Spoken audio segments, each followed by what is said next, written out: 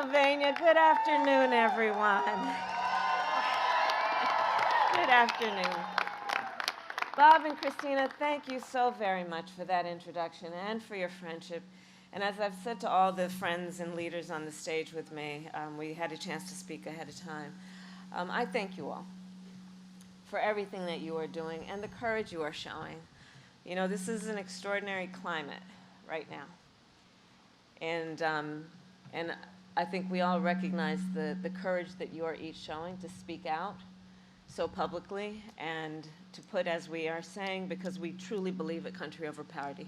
So thank you all. And can we please applaud Bob and Christina and all of the folks on the stage, please. Thank you. Thank you.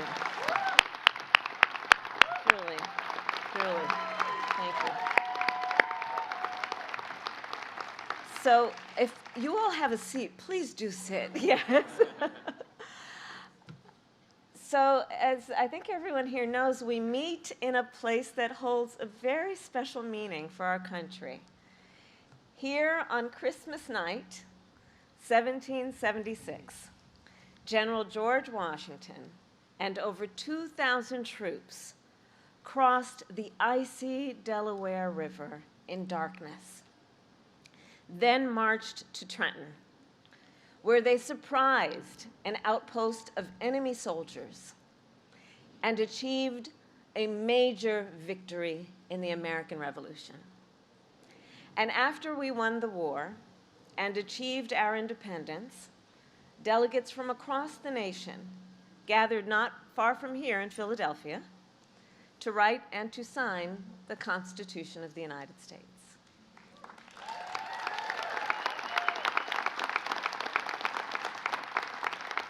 And we remember and reflect on what that moment was, knowing that leading up to that work to write, to compose the Constitution of the United States, that work was not easy.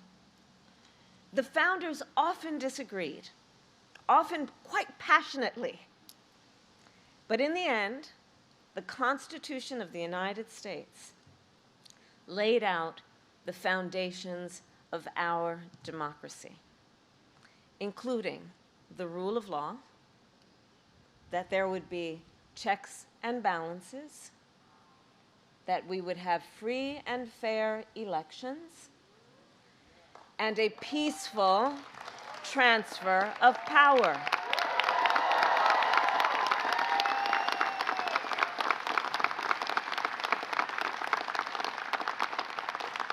And these principles and traditions have sustained our nation for over 2 centuries. Sustained because generations of Americans from all backgrounds, from all beliefs, have cherished them, upheld them, and defended them.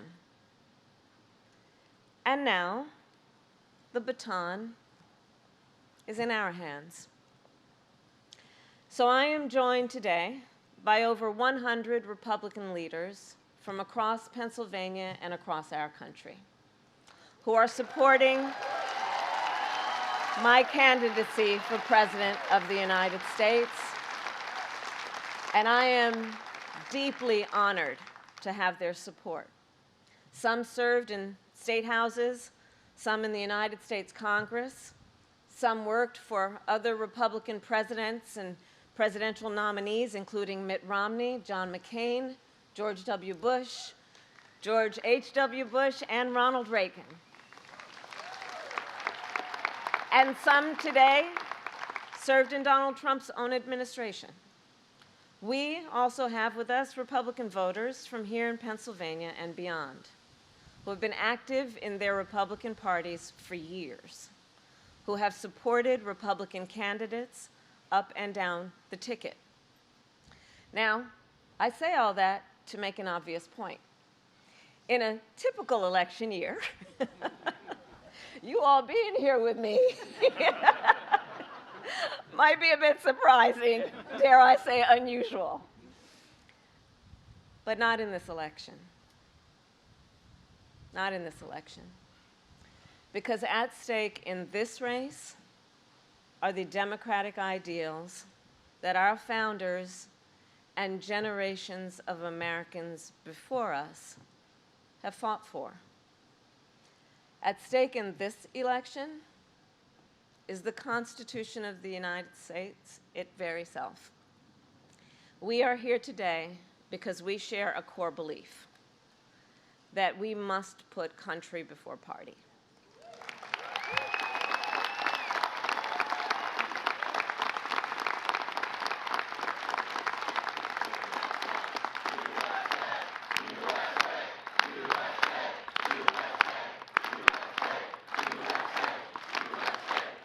Indeed, because we chant that with such great pride, because we all know we all have so much more in common than what separates us. And at some point in the career of the folks who joined me on stage, one of the other things that we have in common is in our careers, we have each sworn an oath to uphold the Constitution of the United States.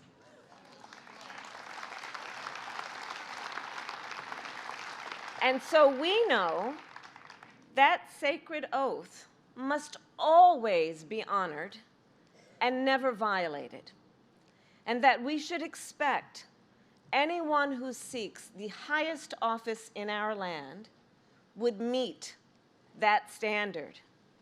We here know the Constitution is not a relic from our past, but determines whether we are a country where the people can speak freely and even criticize the president without fear of being thrown in jail or targeted by the military.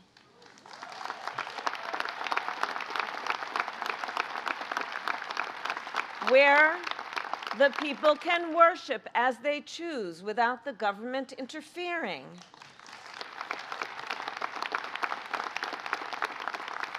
Where you can vote without fear that your vote will be thrown away.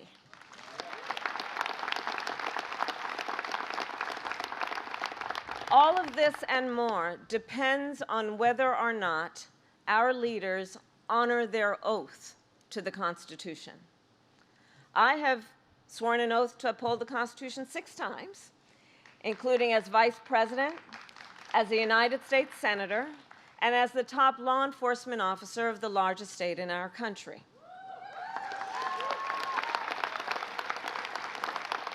And I have never wavered from upholding that oath. And this is a profound difference between Donald Trump and me. He, who violated the oath to uphold the Constitution of the United States, and make no mistake, he who, if given the chance, will violate it again. Donald Trump lost the 2020 election.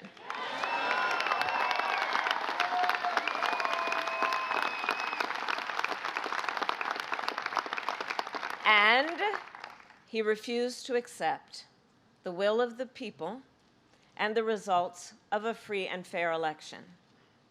He sent a mob, an armed mob, to the United States Capitol, where they violently assaulted police officers, law enforcement officials, and threatened the life of his own vice president.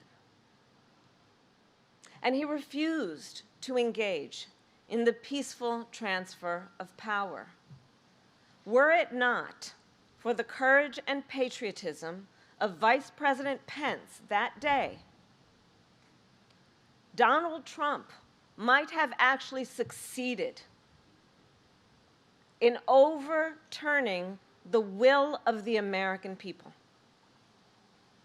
Let's reflect on that. And now, Donald Trump is telling us how he intends to use power if he is elected again. He has stated that one of the biggest threats America faces is, quote, the enemy from within. The enemy from within. but know where that language harkens back to. Understand, and let us be clear about what he is saying. He considers any American who doesn't support him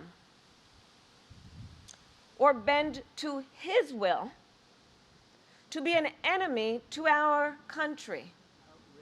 And further, he says that as commander-in-chief, he would use our military to go after them. Honestly, let that sink in. Use of the American military to go after American citizens? And we know who he would target first, because he has targeted them and attacked them before. Journalists whose stories he doesn't like. Nonpartisan election officials who refuse to cheat by finding extra votes for him. Judges who insist on following the law instead of following him. It is clear Donald Trump is increasingly unstable and unhinged.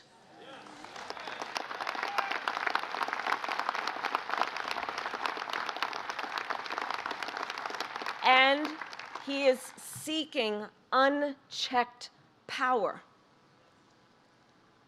Consider what his closest advisors have said. His national security advisor, 2 defense secretaries, his former chief of staff, his own vice president, all have warned America Donald Trump is unfit to serve. Or listen to General Milley, Donald Trump's top general. He has called Trump, and I quote, fascist to the core, and said, quote, no one has ever been as dangerous to this country. So think about that. General Milley served in uniform for more than 40 years, commanding American forces around the world. He has confronted some of America's worst enemies. And he is saying, no one has ever been as dangerous to our country as Donald Trump. America must heed this warning, because anyone who tramples on our democratic values, as Donald Trump has, anyone who has called for the, quote, termination of the Constitution of the United States, as Donald Trump has, must never again stand behind the seal of the President of the United States. Never again. Never again.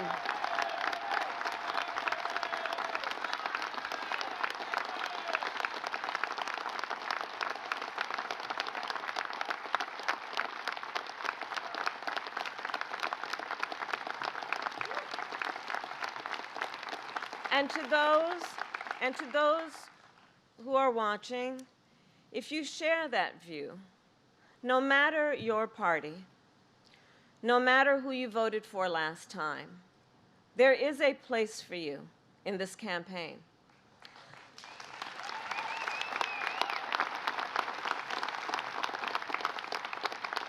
The coalition we have built has room for everyone who is ready to turn the page on the chaos and instability of Donald Trump. And I pledge to you to be a president for all Americans.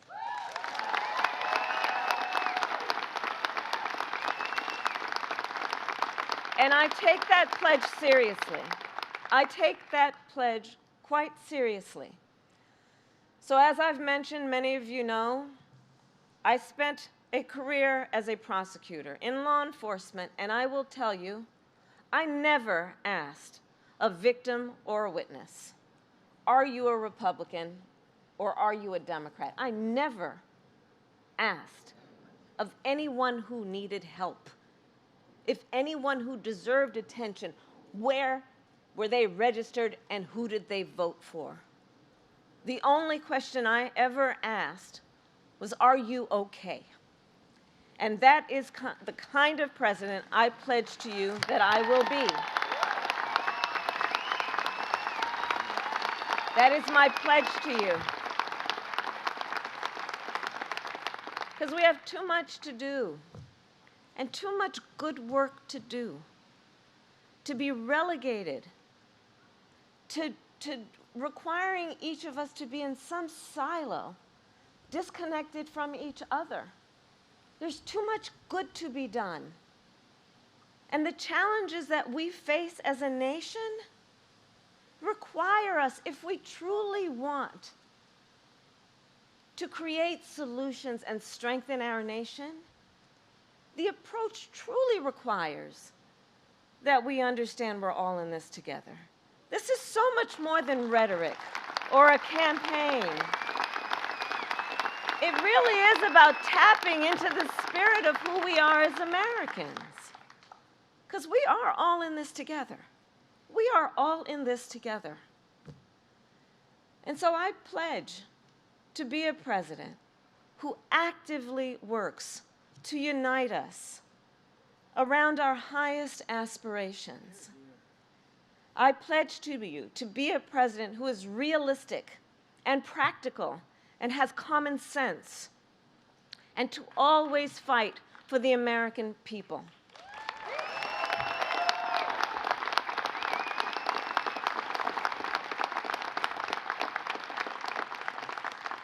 Unlike Donald Trump, who frankly, as we have seen, cares more about running on problems than fixing problems. I want to fix problems, which means working across the aisle. It requires working across the aisle. It requires embracing good ideas from wherever they come. That is why I have pledged to appoint a Republican in my cabinet.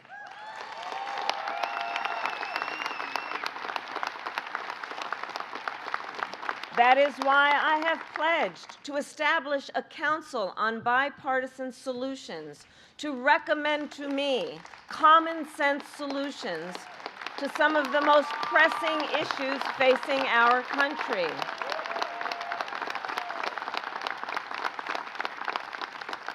Because nobody has a corner on the good ideas. They actually come from many places. And one should, especially if they want to be a leader, one should welcome those ideas. And those ideas, which are about, in particular, strengthening the middle class, securing our border, defending our freedoms, and maintaining our leadership in the world.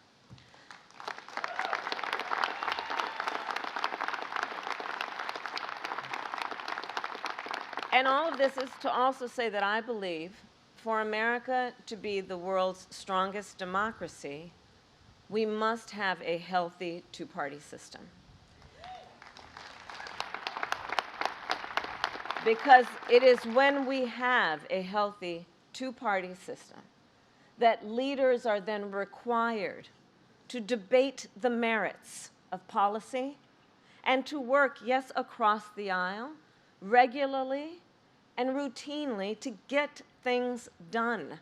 And I have experienced firsthand how important and rewarding that kind of bipartisan cooperation can be. So I'll tell you, when I was a United States Senator, I served on the Senate Intelligence Committee. It was actually my favorite committee for a number of reasons, but specifically this. There we dealt with some of the most pressing issues affecting national security. There we would talk about hotspots around the world and what we needed to do to focus on keeping America safe and secure. And to do that, we would review classified information, which required us to meet in a secure room. Adam, you know, it's called a skiff. Okay. When we would go in that room, with all due respect, no cameras were allowed. No press. And we would roll up our sleeves and get to work. I'm telling you, senators of both parties would walk in that room, take off their suit jackets, roll up their sleeves, have a cup of coffee on the table, and we would have real conversations as Americans. Because we understood that what happened in that room, well, the stakes were so high. And therefore, it could not be, we could not afford to let it be about whether one was a Democrat or a Republican. The stakes were too high. We were in that room, and it was all about us as Americans, about doing what is in the best interest of the safety and security of our nation. I loved that work. And it was what we have as the theme of today. It was country over party in action.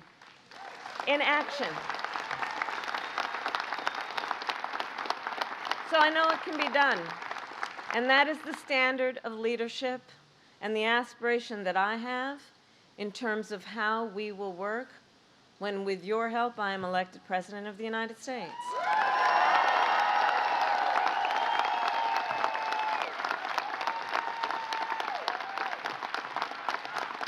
So,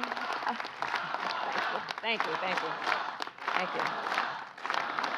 So, we got to get to work. So, let me just say an obvious point. There's a fundamental choice in this election, a very fundamental choice. A choice between the leadership that I pledge to offer to America, leadership that brings folks together, that builds consensus and focuses on making life better for you, with the knowledge that we have so much more in common than what separates us. And on the other hand, the choice of someone who I think we can guarantee will sit in the Oval Office plotting retribution, stew in his own grievances, and think only about himself and not you. So as I have said, our campaign is not a fight against something, it is a fight for something. It is a fight for the fundamental principles upon which we were founded. It is a fight for a new generation of leadership that is optimistic about what we can achieve together. Republicans, Democrats, and independents who want to move past the politics of division and blame and get things done on behalf of the American people. And when it all comes down to it, I know we are all here together this beautiful afternoon because we love our country. We love our country.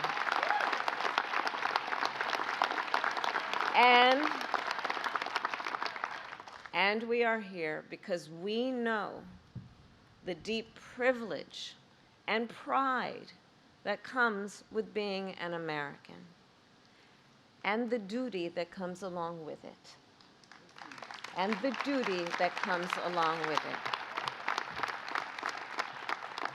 Imperfect though we may be, America is still that shining city upon a hill that inspires people around the world. And I do believe it is one of the highest forms of patriotism to fight for the ideals of our country. So, to people from across Pennsylvania and across our nation, let us together stand up for the rule of law, for our democratic ideals, and for the Constitution of the United States. And in 20 days, we have the power to chart a new way forward, one that is worthy of this magnificent country that we are all blessed to call home. Thank you all. May God bless you, and may God bless the United States of America.